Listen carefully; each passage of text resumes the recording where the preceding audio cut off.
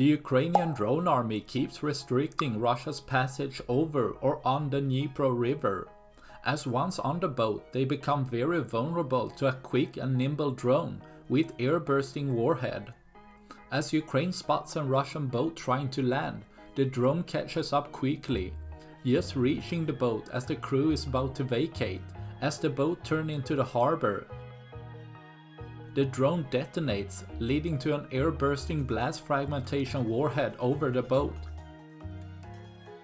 showing the quick reaction time and skill of the Ukrainian drone army possesses to hunt down Russian troops, making sure Russian troops think twice before trying to pass again, leaving a little less for tomorrow.